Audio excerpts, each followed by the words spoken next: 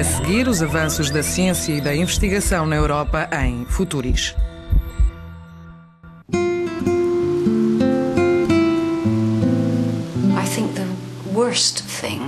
Acho que o pior é a perda de um companheiro. Dantes tomávamos decisões juntos. Agora sou eu que faço tudo e não tenho o parceiro que tive durante anos.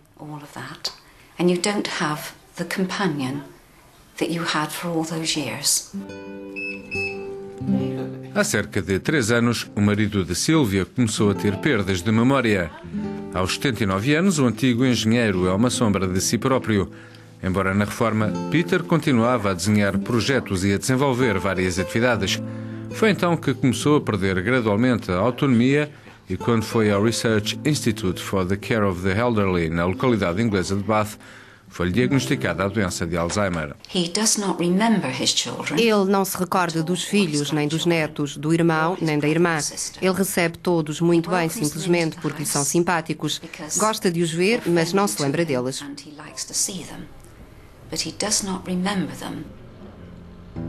Peter participa atualmente num programa de teste de novas drogas para aliviar os sintomas da enfermidade. Trata-se de uma das muitas pesquisas levadas a cabo na Europa com o objetivo de compreender doenças relacionadas com a idade e aliviar o fardo dos familiares. À medida que a doença progride, os pacientes tornam-se mais dependentes. Muitas pessoas desenvolvem problemas de comportamento, podem tornar-se agitadas ou ansiosas. Este é um stress que faz com que o familiar que cuida do paciente necessite de apoio do exterior. A doença de Alzheimer foi em tempos considerada uma consequência natural do envelhecimento, embora rara. Mas agora causa grande preocupação no seio das autoridades médicas do mundo inteiro. A enfermidade surge geralmente depois dos 65 anos e os fatores de risco aumentam com a idade. Estima-se que cerca de 26 milhões de pessoas padeçam de Alzheimer em todo o mundo. Mas como a população mundial envelhece, é muito provável que este número aumente 4 vezes em 2050. O professor Bengt Winglad dirige o Centro de Pesquisa de Alzheimer no Instituto Karolinska de Estocolmo. A doença começa geralmente nesta parte do cérebro, aqui a amarelo neste modelo. Chamamos-lhe os lobos temporais e embaixo temos uma estrutura que chamamos hipocampo. Então a patologia espalha-se até ao lobo parietal, a parte azul do modelo. Finalmente expande-se pelas áreas corticais. Claro está que tudo está relacionado com os diferentes sintomas clínicos. Aqui encontra-se a parte da função, da memória, e aqui a da linguagem. Portanto, a memória é afetada e, mais tarde, a linguagem também ao longo do processo degenerativo. Os sintomas patológicos da doença de Alzheimer são facilmente reconhecíveis em amostras de tecidos do cérebro. As alterações que conduzem à doença de Alzheimer são devidas ao mau processamento de uma proteína chamada beta-amiloide, responsável pela formação das chamadas placas senis, que aparecem no cérebro dos doentes com Alzheimer. A diferença relativamente a um cérebro saudável é notória. Atualmente sabemos muito mais do que há 2 décadas. Há 20 anos não havia medicamentos, o tratamento não era o melhor e não havia drogas no mercado. Hoje temos a primeira geração de remédios, sabemos da importância da beta-amiloide e o tratamento melhorou substancialmente.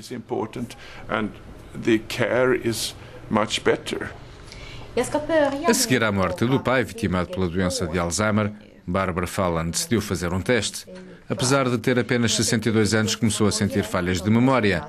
Os testes de memória e de orientação revelaram que não tinha nenhum problema. Dentro de 18 meses, Bárbara vai regressar ao Instituto para efetuar um novo controlo.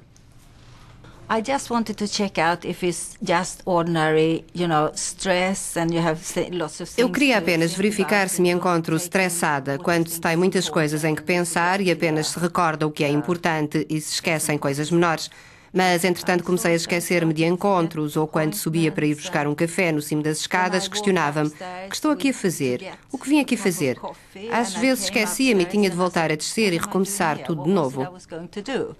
And sometimes I forget and I have to walk downstairs again and start from the beginning. Os testes de memória são o primeiro passo para o estabelecimento de um diagnóstico. Um diagnóstico precoce é importante para verificar se existem outras causas para a perda de conhecimento.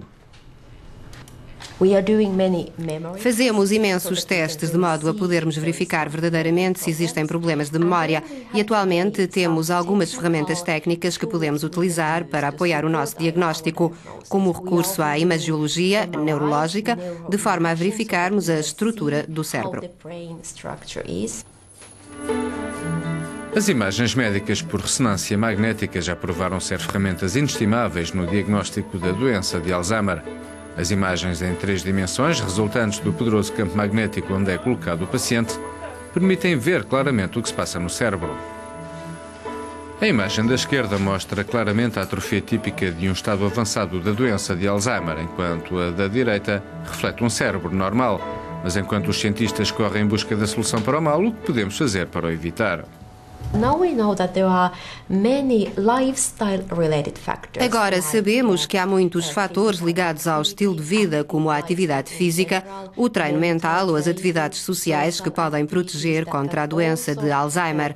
Fatores vasculares, como a tensão alta, colesterol elevado, diabetes ou obesidade, podem aumentar o risco de desenvolver a doença de Alzheimer. Por isso, há que evitar as condutas de risco. Tudo o que é bom para o coração é bom para o cérebro.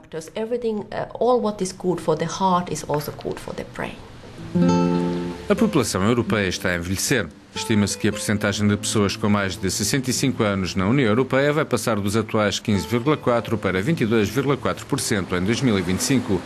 Isto significa que o número potencial de doentes de Alzheimer vai também subir se, entretanto, não for encontrado um remédio.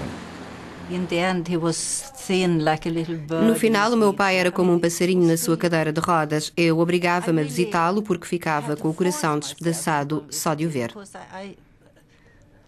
It broke my heart to see him like this, really.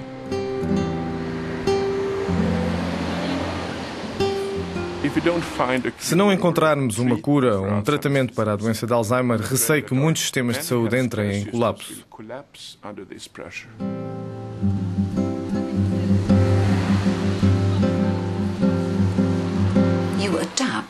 Adaptamos-nos, mas há o reverso da medalha. Perde de liberdade e o tempo imenso que demora a explicar-lhe a coisinha mais simples. To explain any small thing for him to do.